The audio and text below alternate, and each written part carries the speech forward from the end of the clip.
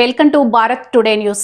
నైపుణ్యంను సద్వినియోగం చేసుకుని అభివృద్ధి చెందాలి, వక్ఫు ఆస్తులను సద్వినియోగం చేసుకోవాలి అని మైనార్టీ కార్పొరేషన్ ద్వారా కుట్టు మిషన్ల పంపిణీ కార్యక్రమంలో పేర్కొన్న మంత్రి ఎన్ఎండి ఫరూక్ మంగళవారం ఉదయం ఉస్మానియా కాలేజీ దగ్గర టీజీ వెంకటేష్ షాదీఖానాలో హాల్లో జరిగిన కుట్టు మిషన్ల పంపిణీ కార్యక్రమం సందర్భంగా న్యాయశాఖ మైనార్టీ వెల్ఫేర్ శాఖ మంత్రి ఎండి ఫారూక్ మాట్లాడుతూ వక్ఫు బోర్డు దగ్గర ఖరీదైన భూములు ఉన్నాయని పట్టింపులకు తగాదాలకు పోకుండా వాటిని సద్వినియోగం చేసుకుని ముస్లిం మైనార్టీలు లబ్ధి పొందాలన్నారు.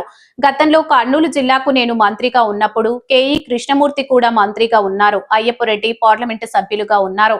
ఇప్పుడు మీకు కార్పొరేషన్ అందిస్తున్న 141 6400 కుట్టు మిషన్లతో మీ కుటుంబాలను వృద్ధిలోకి తీసుకొని రావాలని, కొత్తగా ఆలోచించి నైపుణ్యం పెంచుకొని మంచి పనులు చేసి మంచి గుర్తింపు తెచ్చుకోవాలని మహిళలను కోరారు.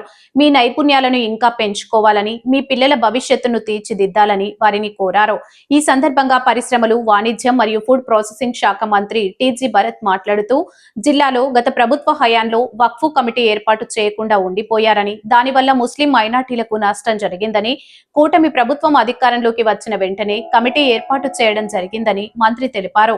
మైనార్టీ కార్పొరేషన్ ద్వారా 141 ఉషా కంపెనీలు, బ్రాండెడ్ కుట్టు మిషన్లు పంపిణీ లాంటి అభివృద్ధి పనులు జరుగుతున్నావని మంత్రి తెలిపారు. ఈ సందర్భంగా జాయింట్ కలెక్టర్ నూరుల్ కమర్ మాట్లాడుతూ కొత్తగా వస్తున్న విద్యా విద్యను ముస్లింలు అభ్యసించాలని, అప్పుడే వారి అభివృద్ధి సాధ్యమని, ముస్లింల అభివృద్ధి దేశ అభివృద్ధి అని తెలిపారు.